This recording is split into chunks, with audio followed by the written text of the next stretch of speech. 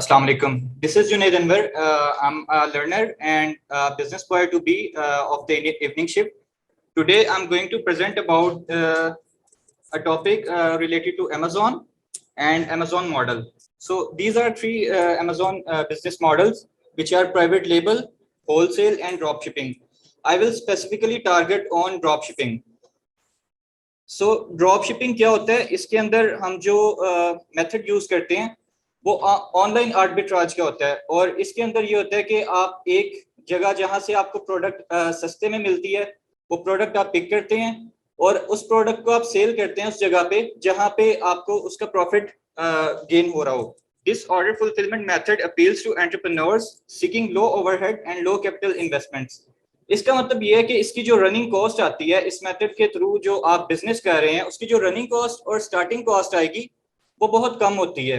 इसलिए लोग इसको प्रेफर करते हैं जिनके पास इन्वेस्टमेंट्स कम होती हैं. Seller does not have their own inventory, यानी एक सेलर जो इस पे वर्क कर रहा है उसके पास अपनी इन्वेंट्री, उसकी स्टोरेज होने की जरूरत नहीं है.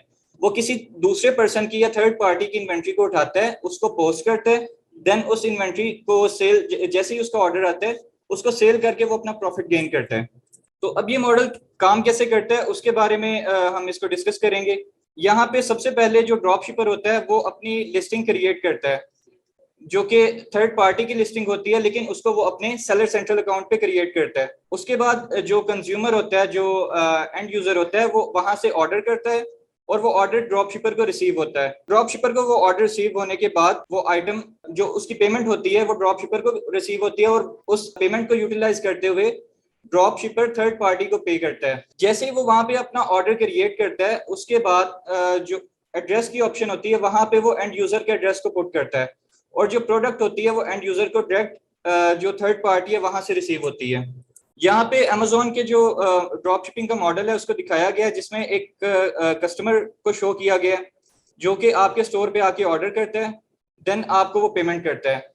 उस पेमेंट को यूटिलाइज करते हुए आप सप्लायर से या थर्ड पार्टी से आप वो चीज बाय करते हैं और वहां पे जो एड्रेस है वो पुट करते हैं आप कस्टमर का, और कस्टमर देन उस प्रोडक्ट को गेट कर लेते हैं. अब बात करते हैं इस के बेनिफिट्स की.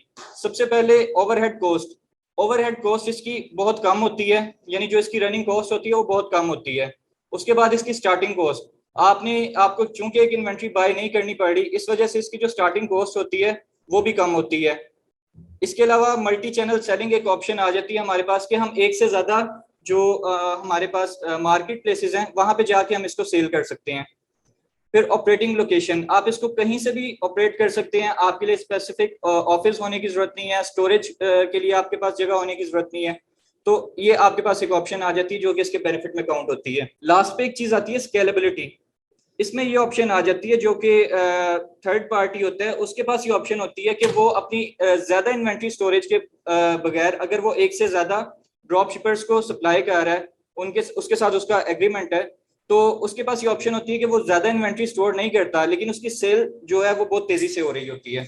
इसके बाद बात कर लेते हैं लिमिटेशंस की कि ये बिजनेस मॉडल कहाँ तक लिमिटेड है, या आप इसको इसके जो कॉन्स हैं वो भी कह सकते हैं. सबसे पहले कंपटीशन. बहुत से लोग हैं जिनके पास इन्वेस्टमेंट कम होती है, वो इस बिजनेस मॉडल को अडॉप्ट करते हैं और कंपटीशन उसमें बहुत ज्यादा होता है. हमें अपनी जगह बनाने के लिए इसमें ज्यादा मेहनत दरकार होती है. उसके बाद आ जाते हैं प्रोडक्ट क्वालिटी. चूंकि आप ड्रॉपशिप कर रहे हो, आपके पास इन्वेंट्री की स्टोरेज नहीं है, आपको नहीं पता कि प्रोडक्ट की क्वालिटी कैसी है. आप उसको इसी चीज से एनालाइज कर सकते हो कि कस्टमर के रिव्यूज कैसे हैं, लेकिन फिजिकली आप उस प्रोडक्ट को चेक नहीं कर रहे. उसके बाद ब्रांडिंग की ऑप्शन आ जाती है. आप एक थर्ड पार्टी के साथ वर्क कर रहे हो, इसमें आपका अपना स्टॉक नहीं है, आपकी अपनी इन्वेंट्री नहीं है, तो आप अपनी जो कंपनी है वो उसमें ऑब्वियसली जो ग्रो नहीं कर रही.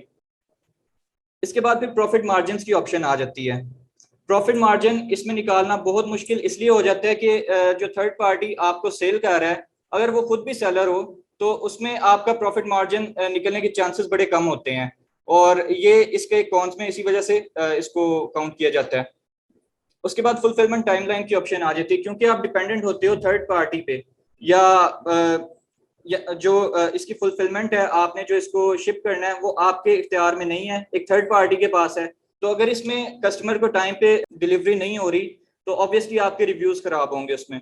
उसके बाद इन्वेंट्री मैनेजमेंट की ऑप्शन आ जाती है इसमें कि यानी इन्वेंट्री आप नहीं कर रहे, ठीक है, किसी तीसरे बंदे के पास है, लेकिन अगर उस इन्वेंट्री वो इन्वेंट्री खत्म हो जाए, वो प्रॉपरली मैनेज नहीं हुई, तो इसमें लॉस आपके बिजनेस का होगा। आपके पास ऑर्डर आ गया, आपने उसको फुलफिल करना है, तो ये आपके लिए प्रॉब्लम क्रिएट करेगा।